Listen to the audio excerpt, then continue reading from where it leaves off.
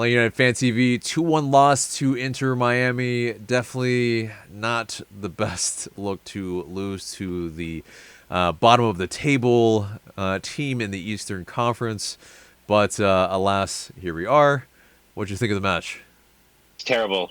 There's nothing positive to come out of this. It's the team doesn't want to push forward, and they don't know what to do. The only thing that they can do is pass backwards.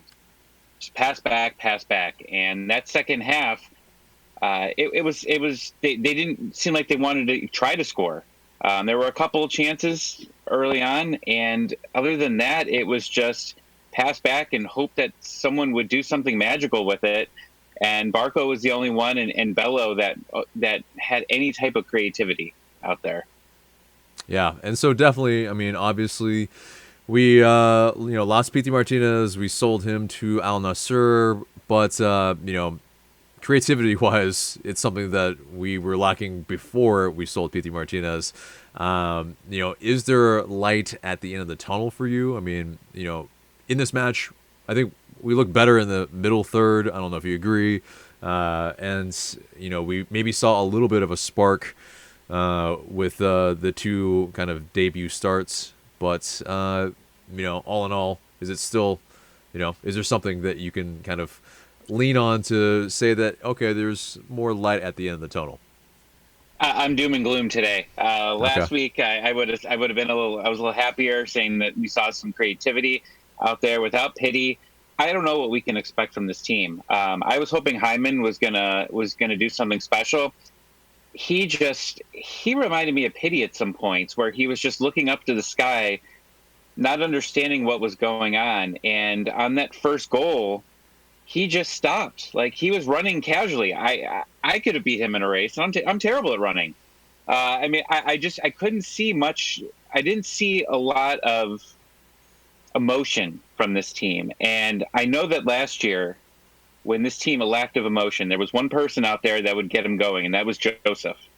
And Joseph, was the motivator of that team. I don't think it was Frank de Boer. I think that they played for Joseph. Joseph, if you weren't playing right, he'd get in your face and tell you to get moving. And they moved. And we don't have anybody out there right now. We are lacking a leader. And Barco is not the leader. He's going to go out there and he's going to do some things. But, leadership on this team, on that field, I don't know if Lurowitz needs to be out there. And I know he's older and he can't spend all the time out on the field as he would have years ago. But there's somebody that has to take control of this team out there. And I don't think it's Glass, and it's got to be someone out there. And we don't have that. And the other point of frustration I had was, and I know we've seen this with Man U a few times, with they're taking their penalty kicks, but it was very frustrating watching those two fight over who was going to take that PK. It was something small, but you could just tell right there that this team is lacking any type of cohesiveness out there right now. Yeah, no, those are great points. It's definitely the youngest side that we've ever put out as well in our history. So, I mean, those are very fair points where, leadership does play a part into the character of the team on the pitch. And, if you lack any of the, usual suspects, then obviously something is, definitely dire in some respects. But, in terms of looking forward and looking to Saturday, what's your hope for Nashville? Well, I have to get out and get some more alcohol, I think, for this game. I'm frustrated. I don't know how I'm going to make it through these games. I'm interested to see what our schedule is going to be going forward for this. We need to play some different teams. I'm not sure. I don't have much to say about what I'm expecting from Nashville. But the one last point I want to bring up is that Gallagher play in the box.